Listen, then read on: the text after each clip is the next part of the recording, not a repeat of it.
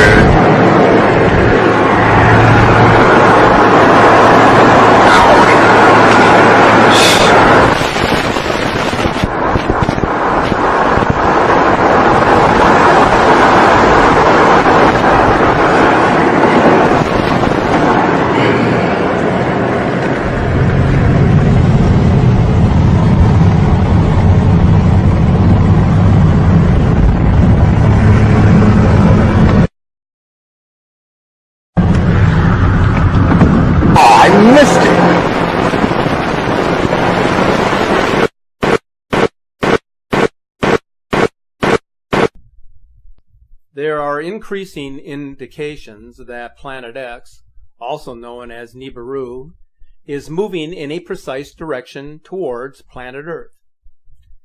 So what does this suggest for those of us who dwell on this planet? Is there actually a biblical link that correlates with the end times as we know it?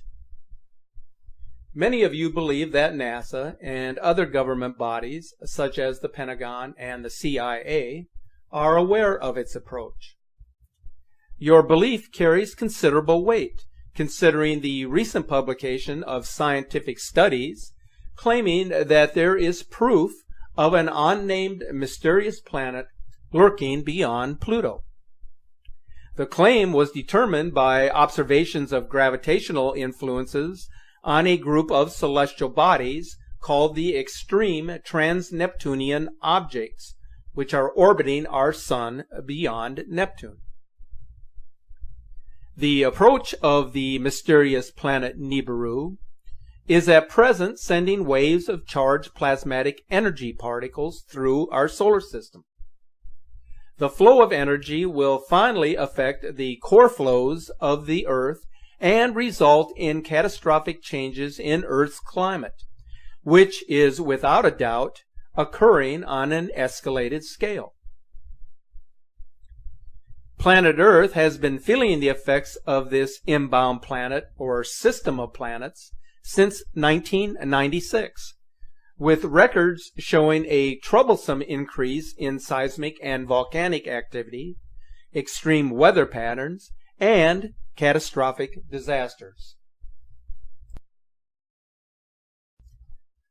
U.S. and Russian governments are aware of its approach, as is the Vatican hierarchy, which is keeping a watchful eye on the heavens with their sophisticated telescope perched high in the mountains of Arizona. In the meantime, the public is being kept in the dark regarding this approaching apocalypse. The consensus by many is that such an event would annihilate 2/3 of the world's population, while 2/3 of those who survive the initial impact will perish over time due to starvation and exposure to the elements.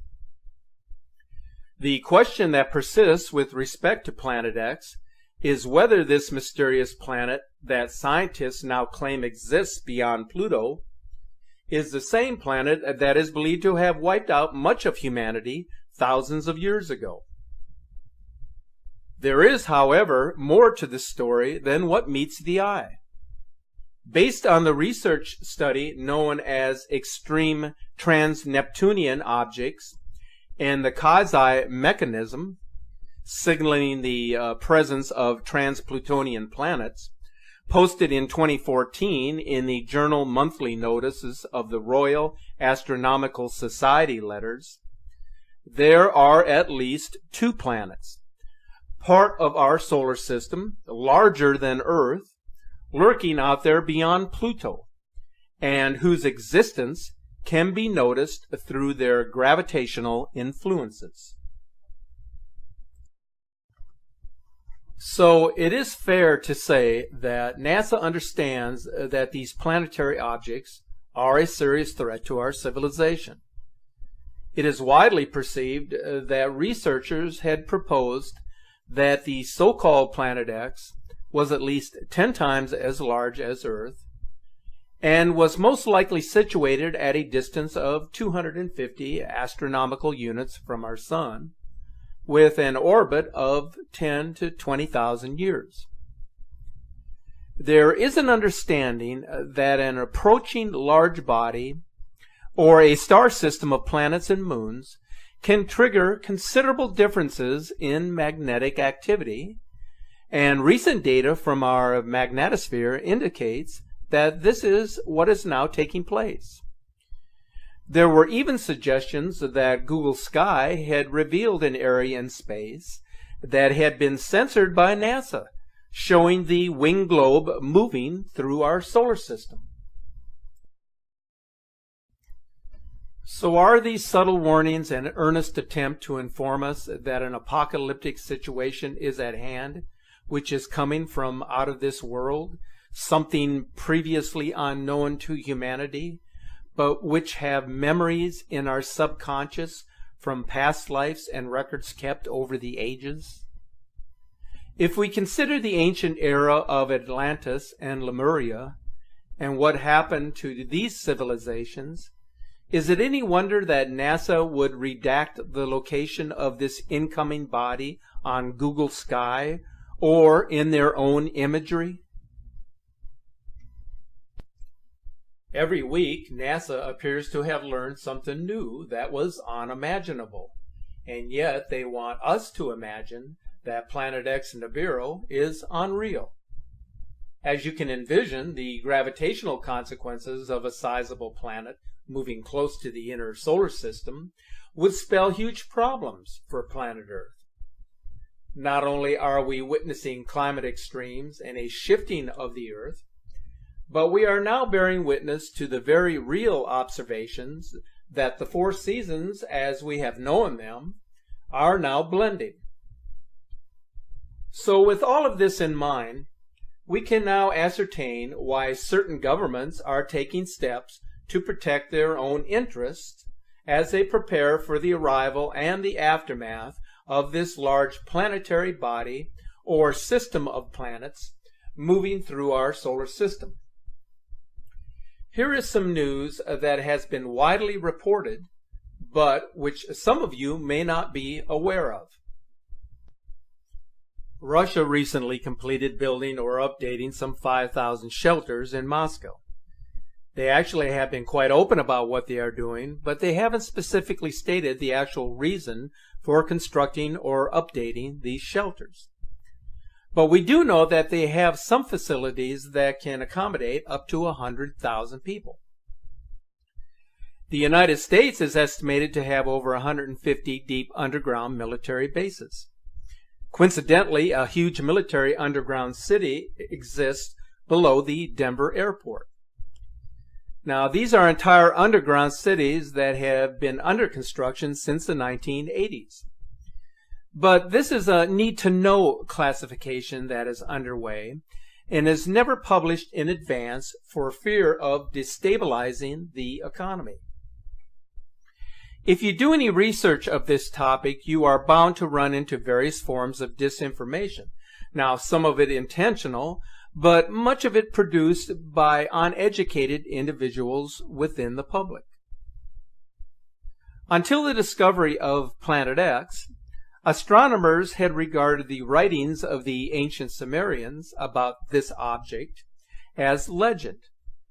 When Planet X was discovered in 1983, they suddenly learned that the Sumerians were not the primitive people they had been made out to be by intellectuals of today. Have you ever wondered what the real purpose of the Hubble Space Telescope was intended for? It was not to explore the universe and the solar system, as some have suggested. Rather, the reason for constructing this multi-billion-dollar telescope and then placing it in orbit was for the purpose of observing the inbound Planet X. A June 6th interview with a Hubble insider states this fact as to the Hubble's purpose. He watched this mysterious body through the Hubble telescope and stated that this thing looked as if it was nearby, and the Hubble got cut off, and they encrypted it, and that was the end of any transmission. So let's listen to this interview. Back in the 1950s, most people aren't aware of it, but there was a scientific storm in America all through the late 50s about this thing out there in space, because the astronomers were all watching it, and that was back when they weren't afraid to talk about it. It was in the science magazines. I mean, I had a subscription to, like, Popular Science, and hell, it was on the front cover of the magazine one day in, like, 1961. And I was really excited when I saw it, because here's this giant red planet on the horizon of the California coast, and a humongous tidal wave coming in towards the coast, and having grew up in the mountains of the Sierras, and this thing in the magazine, it said this tidal wave coming in was going to be at least 3 miles high, and I went in and showed it to everybody in the house, and they laughed, and they said, look, it says right here, there's nothing to worry about. It won't be here for another 50 years. Hey, guess what? That 50 years has came and gone, and this baby's out there in the sky. They've been watching it. I watched it, and I can tell you, this thing has got so much trash coming around it. You know how we live in a solar system? We've got 9 planets and a big sun. This thing has got 7 planets and its own sun. The years as it went by and we watched it, it got bigger and bigger and bigger. And then finally, about 2008, we could see this thing like it was across the street. And we could see that it was a blazing hot ball of fire, giving out sparkles of red iron oxide dust for thousands of miles in every direction. And you could see the planet circulating it. Now, I'll tell you one thing that I really am nervous about. I think this thing's got a planet like ours circling it. This is its own solar system. We're about to have a solar system come through the middle of our solar system. This can't be good. But unfortunately, it looks as though that's what's going to happen. We were looking at asteroids right close to this thing. There's asteroids that are floating around right near that are orbiting the main sun itself. These things appear to be about 500 miles across. This thing looks like a giant red teardrop-shaped dust cloud, and you can see once if you're able to see it up close like we did, you can see every speck out there. Now, these CIA people that I know say that we're not going to be that close to it when it goes past us. They're saying that in order to attain breakaway speed, when it comes up around the backside of the sun, its speed will at least double, possibly more, which will put it here earlier than everybody is saying it will, and that this thing will probably be about 20 million miles from us when it crosses in front of us. And then as soon as it flips us upside down, we're going to go into its debris field. These CIA guys told me that this pole shift will probably happen from start to finish in around 28 minutes. That doesn't give you a lot of warning. When you see that thing out there in the sky, you're going to have to run as fast as you can to your underground facility, because this is going to happen so fast. Now, see, here's another thing nobody's talking about. You've got this giant iron planet that they say is 47,000 miles across, getting ready to come up past us. And when it starts to approach us, it's going to start and have real serious effects. So is it a planet or a failed star? It's not a failed star. You know, I saw this thing up close. It did not look like a failed star. It looked just like our sun. Right. Okay. Would you call our sun a failed star? No. Okay. Well, you had said planet. I wasn't sure if it was like a failed star brown dwarf or a full sun. So it's a full sun? It looks to me like a miniature sun, just like the one we have. The only difference is our sun is giving off flames and stuff, and this one's doing the same thing as it, but it's giving off this red iron oxide cloud of dust around it.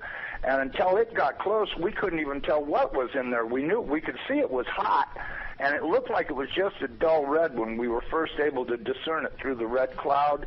But as it approached, it started to become more apparent that this thing is just orange hot. Right. And it's got this enormous, and I mean enormous, at least 50 or 100,000 miles on each side of it, this red dust cloud that goes all the way around it.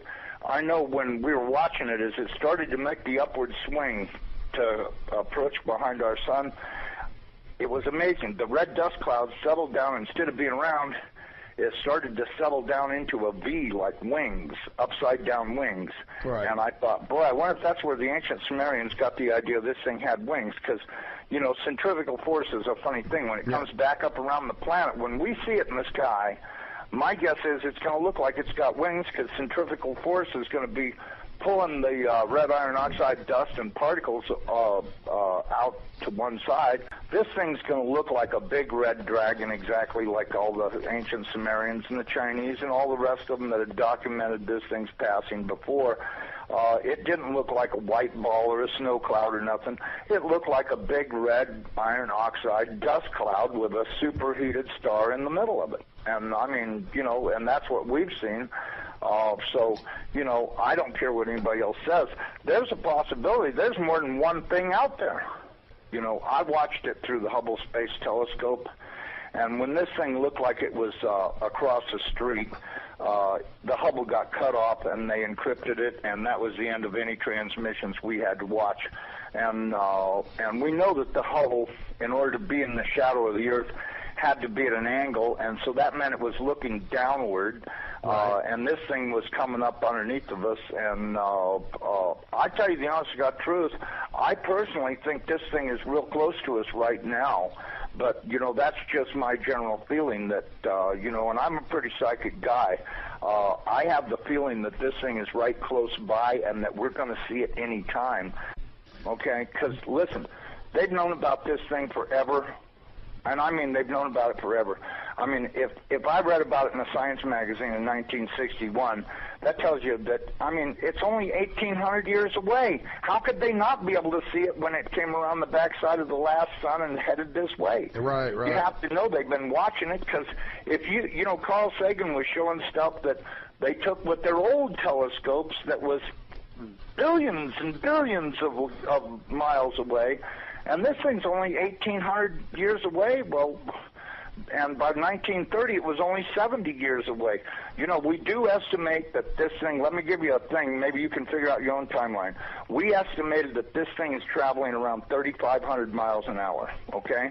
Okay. That was our estimate of its speed. Now, it has been picking up speed, and that's the reason why we think it's going to arrive early, because when it comes around the backside of the sun, it's got to double that speed in order to attain breakaway speed to leave the sun and not wind up orbiting it. It's never orbited the sun in the past that we know of, so that means that it's going to have to attain breakaway speed to head back out into space.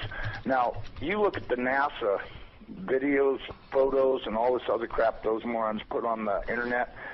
This thing is coming in. It's going to, as soon as it goes around the top of the sun, it's going to go back out into space. Right. And it's going to do this really fast. When it goes past us, it's going to go past us so fast that we'll almost have no time to get ready. That's my opinion, but, you know, just drawing it out on paper a few times and thinking about it, and I went, you know, if this thing picks up enough speed to make breakaway speed, then that means it's going to come past us. You know, this thing, according to what I was told, is that this thing is approximately 47,000 miles in diameter, you know, 4 or 5 times the size of the Earth, and it'll come past us, and we won't have a lot of warning, and we won't get to see it in the sky until it's on us. Now, I was told that the poles are not shifting at 42 miles a year. They're shifting at 42 miles a day.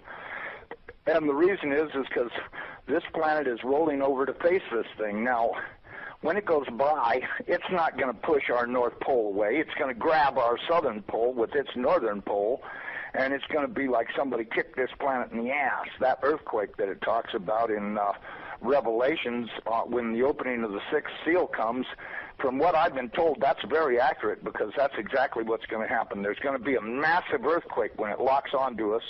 As it goes past us, we're going to follow it right upside down.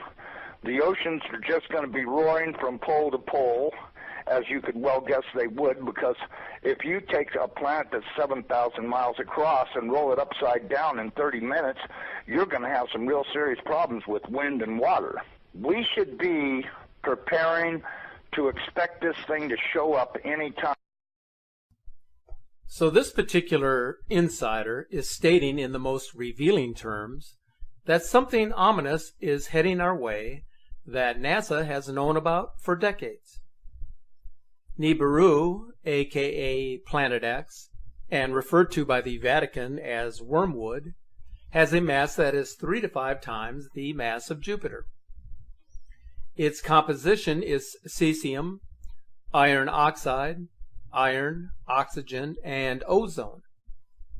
And according to the interview by the Hubble Insider, it consists of 7 planets and moons that orbit it and innumerable asteroids.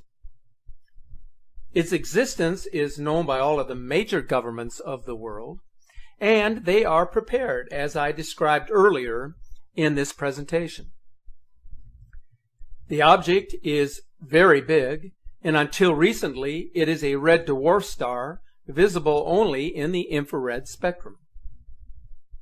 The agent claims that the government is monitoring the system and that in 2008 it could be seen in high detail with infrared telescopes.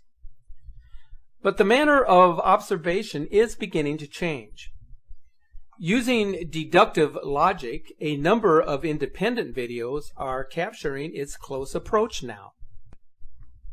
We can speculate about its existence and whether the images and videos being published on a regular basis are genuine captures. But it doesn't change the narrative that something big is out there. Even the most reputable scientists are coming to the same conclusion that we have been warning about for many years now.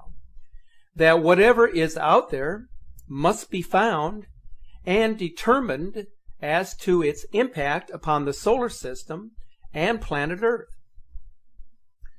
So it's no longer a question of whether it actually exists, but rather its actual location and how long before its absolute impact will be felt on our planet. In closing, I wanted to share with you a few troubling observations that were posted recently on Facebook. The first one is a capture from the Skycam Observatory in Deakin, Australia, showing the two-sun phenomenon. Now, the sun's companion has been visible in this side-by-side view on all Skycam for several days now, which indicates that the Nemesis system is rising to the ecliptic, as I mentioned in the video which I published on October the 28th. So something is definitely taking place now, and it behooves us to start paying careful attention to the skies. So if any of our viewers and subscribers have anything of value, any type of information or images you care to share with us, please forward them over here for review as soon as you can.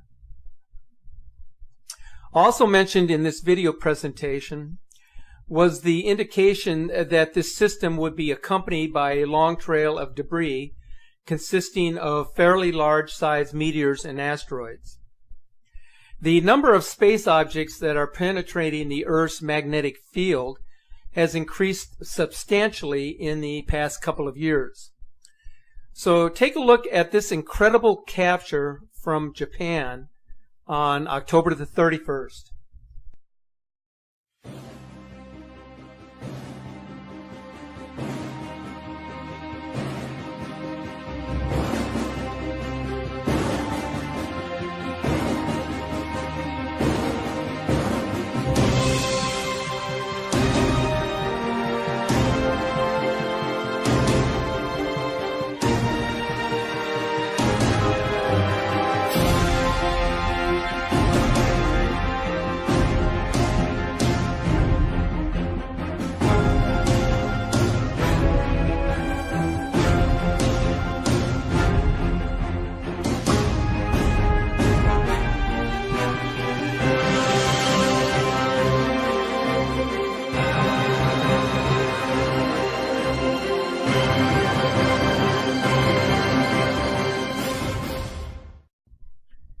And finally, if this doesn't blow you away, check out this eerie sky captured from Las Palmas, Spain on October the 26th.